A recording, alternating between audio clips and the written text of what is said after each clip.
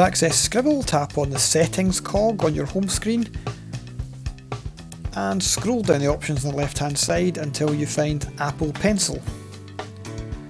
From here there's a Try Scribble option at the bottom on the right hand side, and that takes you to an interactive demo that demonstrates the features of Scribble, and you even get to try them out live in this menu. Scribble is basically a handwriting to text converter, so for anyone with handwriting like chicken scrawl like me, you'll be pleased to know that you can write directly into text in your documents. This menu is the best place to get started with Scribble, as it describes how you can access some of the quick features of the Apple Pencil, such as deleting words by scribbling them out, selecting words by circling them, and how to quickly insert new words or join words together without putting down your Apple Pencil.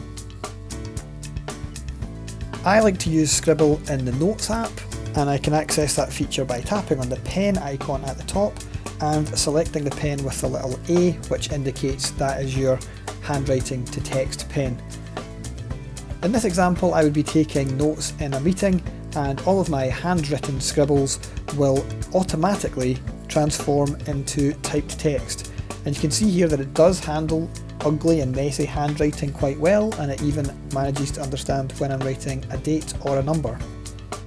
As well as making my handwriting legible, another huge advantage is that the text becomes searchable, so I can type the word coursework and it's going to quickly find where I took a note on coursework dates. The Scribble feature works in any text box on your connected Falkirk device, which means that you can use it to start writing an email, and to write a new post to your class in Teams. One feature of the Notes app that turns untidy writing into a much more aesthetically pleasing form is the ability to draw perfect shapes. If you just hold the Apple Pencil on the screen for a second after you've finished, it will turn your attempt at a star into a perfectly formed star.